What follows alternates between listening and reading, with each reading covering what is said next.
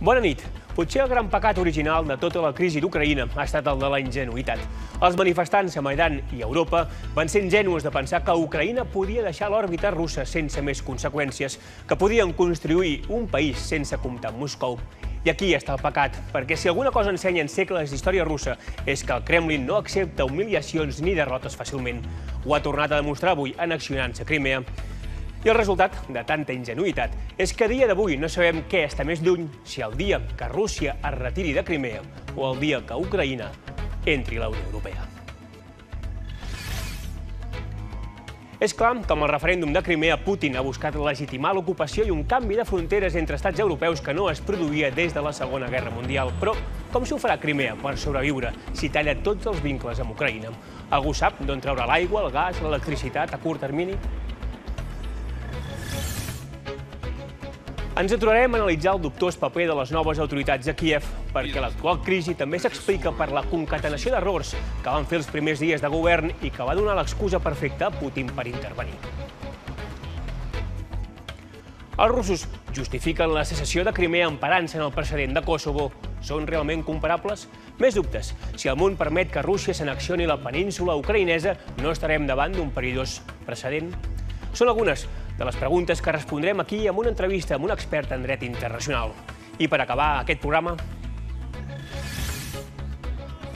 Diumenge, a França tenen eleccions municipals. Havien de servir per calibrar, entre d'altres coses, la salut pública de Nicolas Sarkozy i el seu partit, però l'expresident ha patit 15 dies que no oblidarà fàcilment. Què s'amaga darrere tanta persecució judicial?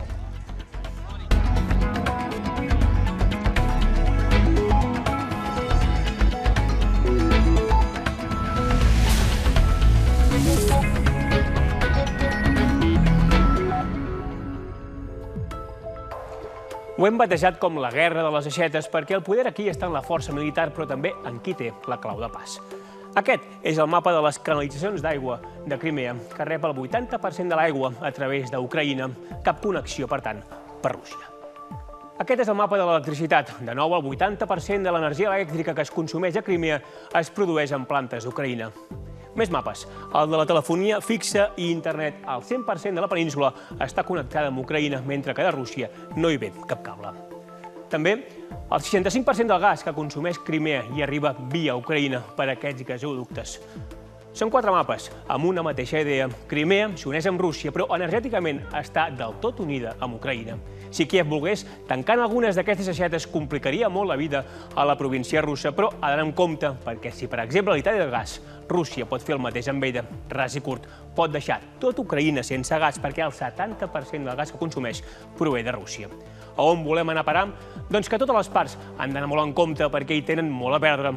El que sí que ha començat són els plans del Kremlin per aixecar un pont que ha de canviar tota aquesta correlació de forces aquí, a l'estret de Kerch, que uneix Rússia amb Crimea. Així, Nicolás Valle ens explica com comença Crimea avui, precisament, a ser la regió 85 de la Federació Russa. Diuen que els habitants de Sebastopol se senten més russos que els propis russos de Rússia. I veient el paisatge de la ciutat, algú podria afegir que és, a més, l'últim enclavament autènticament soviètic que queda a Europa. Una flama permanent recorda els soldats que han mort per preservar aquesta terra i aquest port, seu de la totpoderosa flota del Mar Negre.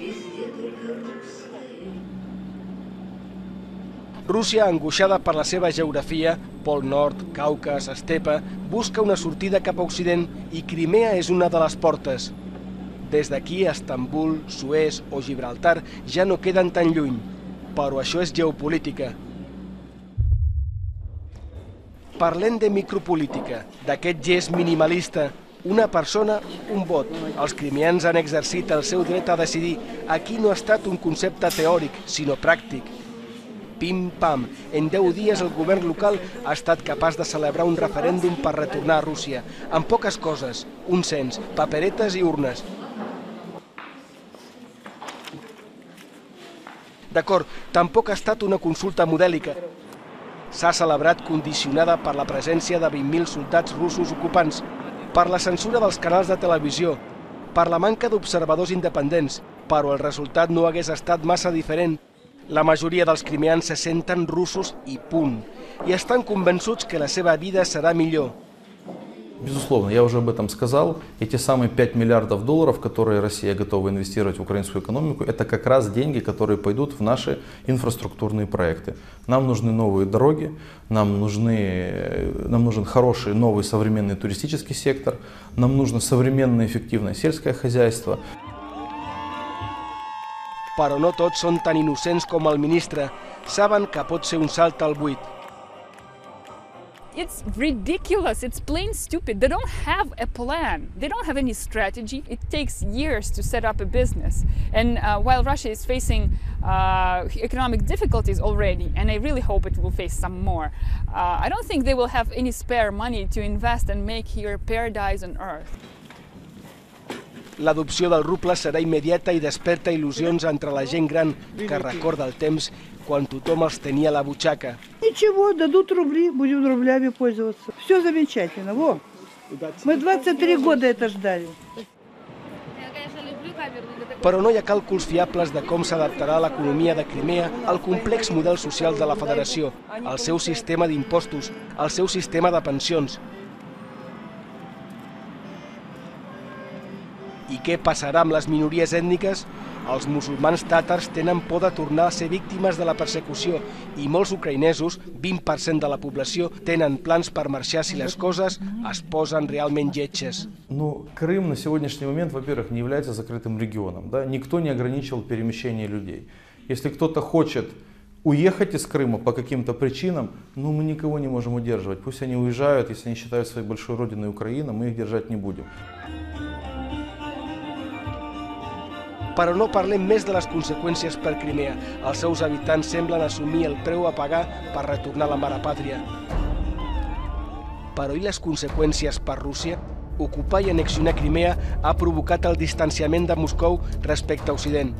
La pressió legítima de Washington i Brussel·les pot suposar un nou gir en la història de Rússia i pot reforçar les seves pitjors tendències: l'aïllacionisme, l'imperialisme i la contrarreforma. Crimea, zona a conflicte antic. És d'aquells indrets de la Terra que poden dir per qui va passar la història. Les potències europees van deixar aquí molts morts en la seva lluita pel domini del continent. I ara, al segle XXI, Crimea torna a enfrontar Occident i Rússia en aquesta lluita secular pel control, pel domini de la geografia. Nicolás Valle, TV3, Simferopol, Rússia. A notar que el Nicolás Valle ha firmat aquesta crònica dient Simferopol, Rússia, no pas Simferopol, Ucraïna. I d'aquí ve la primera pregunta que li volem fer a Clàudia Jiménez, professora de Dret Internacional a la UAB. Bona nit. Bona nit. Crimea és avui Ucraïna o és avui Rússia? Per Rússia, evidentment, defensarà que pertany ara o que han firmat aquest acord i que aquest acord és vàlid. Ara bé, la validesa per la resta de la comunitat internacional serà la resta de la comunitat internacional qui ho valorarà i qui apreciarà si li dona algun reconeixement o no li dona algun reconeixement. Els tractats obliguen a les parts, no a tercers. I aquests tercers se sentiran lliures i tindran els seus dubtes respecte a la validesa de la manera en què s'ha celebrat. Per tant, per Rússia Crimea és russa, per la resta de la comunitat, fins que no ho reconeguin, no ho serà. Una altra pregunta. L'annexió que hem vist avui, o l'adhesió, depèn de com es miri, és legal des del punt de vista del dret internacional? El dret internacional ni prohibeix ni reconeix, això ho va dir l'Acord Internacional de Justícia en el dictamen de Kosovo, ni prohibeix ni reconeix un dret de secessió. El dret de secessió no obeeix a l'àmbit de l'esfera internacional. El que passa és que en aquest cas concret, a diferència d'altres, es podria posar en dubte aquesta adhesió pel fet que Rússia, abans que s'iniciés el procés, va fer un acte que és atentatori d'una norma fonamental de dret internacional, que és la violació de la integritat territorial d'Ucraïna. Va ocupar una part d'Ucraïna. La presència militar, això sí que està pacíficament acceptat i, de fet, el que no portessin tot l'emblema, les insígnies de Rússia, és una demostració que sabien que estaven fent mal fet i que això no es podia fer. No es pot violar la integritat territorial i això és un principi sacrosant del dret internacional i del sistema internacional per la coexistència de tots. Per tant, una intervenció seria una violació suficientment greu com per invalidar la resta d'actuacions. També Rússia justifica aquesta intervenció a Crimea perquè, segons ells, els russos o els russòfons que hi vivien estaven en perill, estaven amenaçats. Això és un argument de pes, també, des del punt de vista del dret internacional, per justificar la intervenció. És pacíficament acceptat i cada vegada que s'ha esgrimit aquest argument des de fa molts anys, també ho va esgrimir als Estats Units quan va envair Granada als anys 80 i quan va envair Panamà també a finals dels 80, és un argument que no és vàlid, és una manera de voler expressar un acte que de fet és una violació bàsica del principi de no intervenció i que volen que quedi impuni, però no hi ha cap base legal que justifiqui la intervenció per protegir nacionals. Això està prohibit i això està declarat per l'acord i acceptat pacíficament que és un acte prohibit. De fet, cada vegada que la potència contrària ho fa, la corresponent critica el fet que es justifiqui o que s'intenti emparar sobre aquesta base. El president Putin avui també ha justificat la intervenció a Crimea emparant-se en un precedent que hi ha hagut a Europa. Кроме того, крымские власти опирались и на известный косовский прецедент. Прецедент, который наши западные партнеры создали сами, что называется, своими собственными руками. В ситуации абсолютно аналогичной крымской признали отделение Косово от Сербии легитимным, доказывая всем, что никакого разрешения центральных властей страны для одностороннего объявления независимости не требуется. Senyora Jiménez, té raó Putin quan diu que és el mateix cas o que són casos que s'hauria d'aplicar al mateix raser? N'hi ha elements que permeten una comparació, evidentment hi ha elements diferenciants, hi ha altres elements que permeten una comparació. Té gràcia que ho esgrimeixi el president d'un país que no ha reconegut Kosovo. No ho ha fet. I precisament no ho ha fet perquè deia que això era il·legal. Amb la qual cosa, precisament és un argument que potser això implica que ara farà un reconeixement de Kosovo. Si no, està entrant en la mateixa contradicció que estan entrant els països occidentals que fan un reconeixement de Kosovo i ho neguen amb el cas de Crimea. N'hi ha similituds i n'hi ha diferències. Breument, quines serien? En el cas de Kosovo, Kosovo estava sobre administració de Nacions Unides i, per tant, la força militar que hi havia en presència era la força de Nacions Unides. No va haver-hi una invasió de la integritat territorial d'un altre estat de manera il·lícita com ha fet Rússia. Això és una diferència fonamental perquè l'un es fa amb autorització del sistema legal que s'han inventat, que és amb el Consell de Seguretat, i l'altre ho fa violant un principi estructural del dret internacional. Aquesta és una diferència substancial. L'altre es fa després de sortir d'un conflicte armat, i aquest és un argument que s'esgrimeix, tot i que s'esgrimeix, però en el fons no deixa d'amagar raons polítiques, sense l'autorització de l'Estat en contra de la voluntat de Sèrbia, i l'altre no es fa en el procés d'una solució d'un conflicte armat, sinó amb la incipient, amb el risc d'un potencial conflicte que podria haver-hi.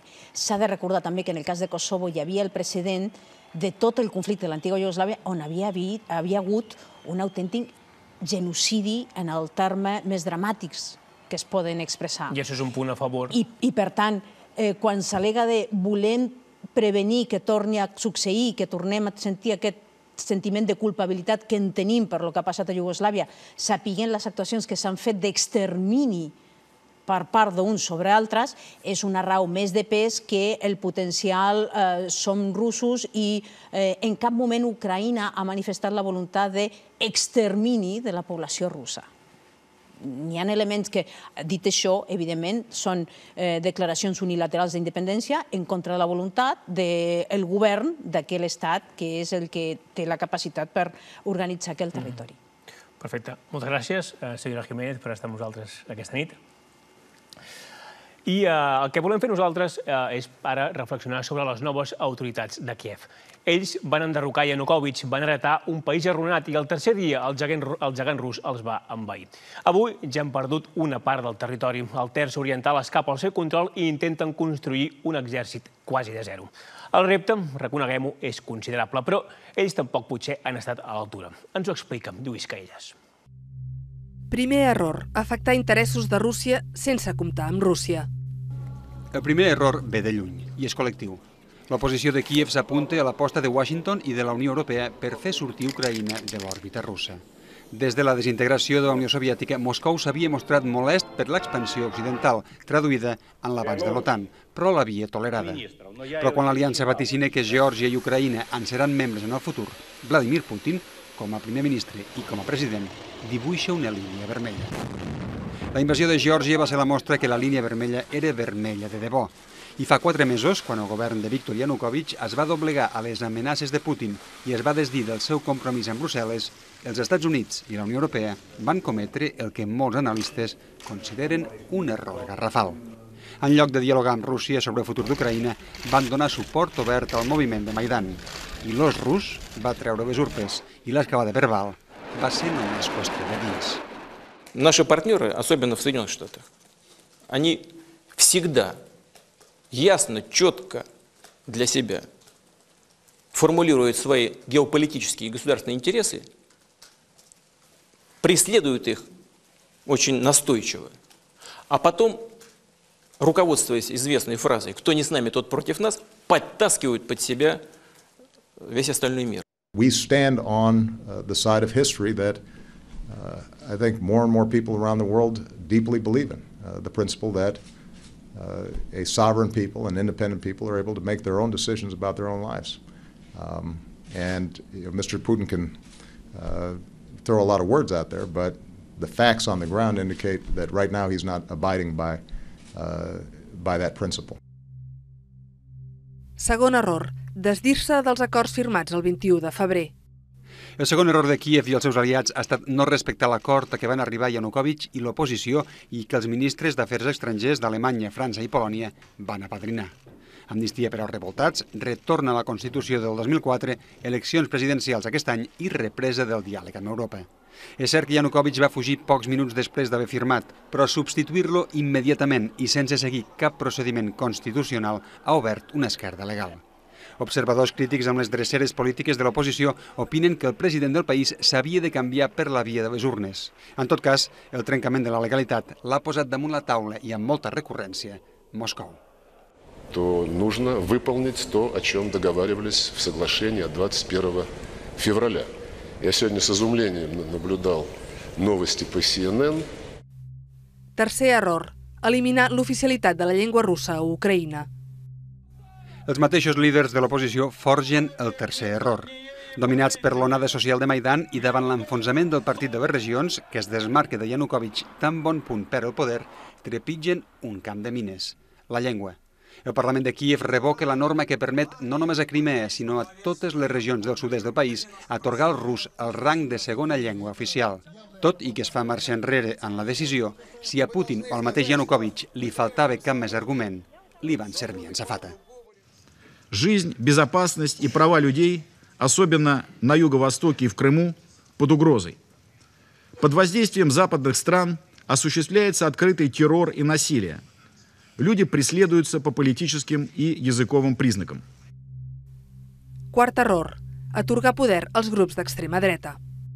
La revolta de Kíev ha elevat a la categoria d'herois els grups d'activistes que han guardat les barricades. Dues formacions destaquen. El partit Svoboda, que ja té presència al Parlament, i l'anomenat Pravi Sector o sector de la dreta, amb un difús cos teòric que barreja el nacionalisme i l'extrema dreta. Encara ara controlen diversos edificis oficials ocupats vora Maidan. Amb la caiguda de Yanukovych, cada grup va optar a ocupar llocs de govern. El sector de la dreta no ha col·locat ningú en llocs destacats. Svoboda sí. Entre altres càrrecs, ocupa una de les dues vicepresidències del govern. És Maidan al Consell de Ministres, dues maneres de fer política de difícil, però pot ser inevitable convivència a la Ucraïna actual.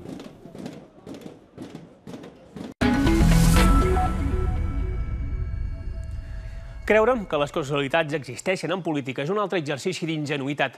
Per això, a França, aquests dies, tothom es pregunta per la causa profunda que ha fet coincidir en 15 dies una successió de casos més o menys escandalosos que afecten la UMP, el Partit Conservador, i especialment l'expresident Nicolas Sarkozy, relegat per les urnes i, de moment, remarco per les urnes, fora de l'escenari polític. És un reportatge de Joan Carles Peris a 5 dies de les municipals de França. Els dies més negres per Nicolas Sarkozy i també pel seu partit han vingut marcats pels titulars de premsa. Primer es va saber que l'actual president de l'OMP, Jean-François Copé, havia presumptament inflat factures per afavorir amics seus i en contra del seu propi partit. Després es va saber que un col·laborador de Sarkozy a l'Elisi, Patrick Buisson, es dedicava a enregistrar-li les converses que tenia amb ell. I finalment, i potser el més greu, transcendia, o publicava Le Monde, que tot un expresident de la República havia estat objecte d'escoltes telefòniques per ordre judicial.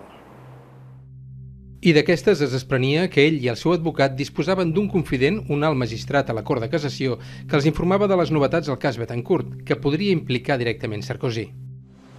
I tot això succeïa a pocs dies que els tribunals desestimessin la seva petició perquè li retornessin les agendes presidencials, embargades en el marc d'aquesta investigació sobre un suposat abús de poder per obtenir fons electorals i amb detalls de reunions comprometedores per l'expresident. I tot ha passat en menys de 2 setmanes. Una conxorxa per evitar que Sarkozy faci el pas de tornar a optar a l'Elisi? N'hi ha molts que l'animen. Es va veure a Niça en l'única aparició pública que ha tingut aquests dies repartint autògrafs als admiradors i menotades als micros que intentaven arrencar-li una declaració.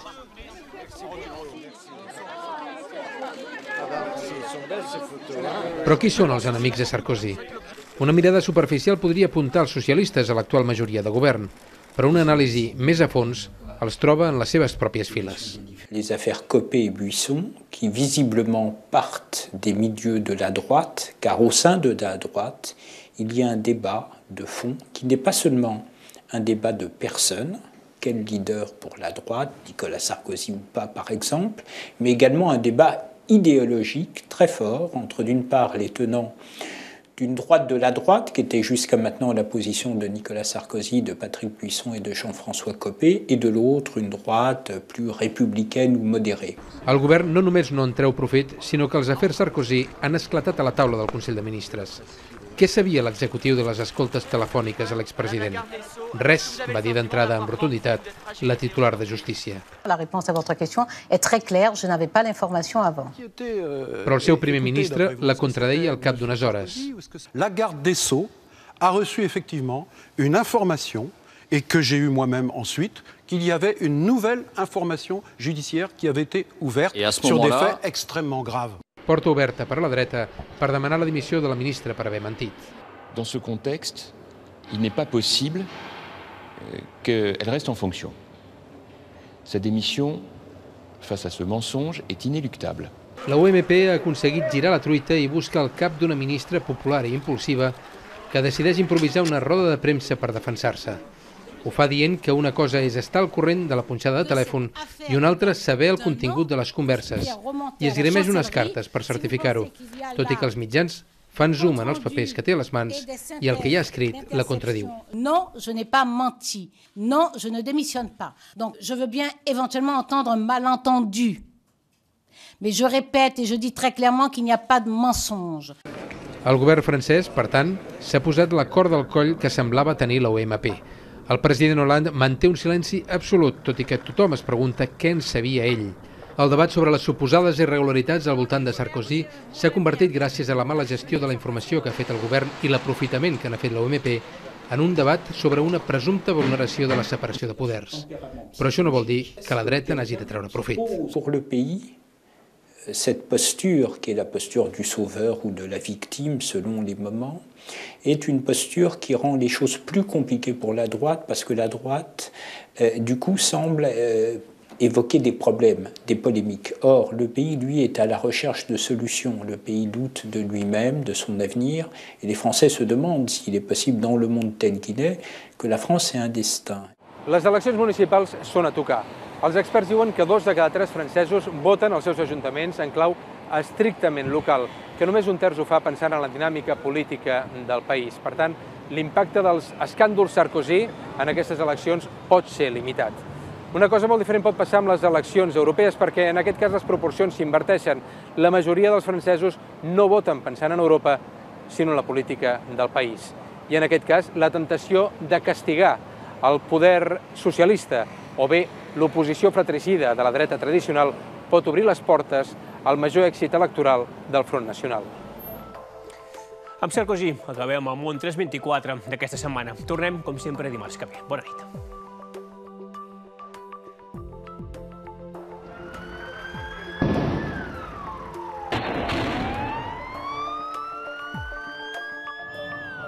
desempeñar fielmente el cargo de Presidenta de la República. Sí, prometo.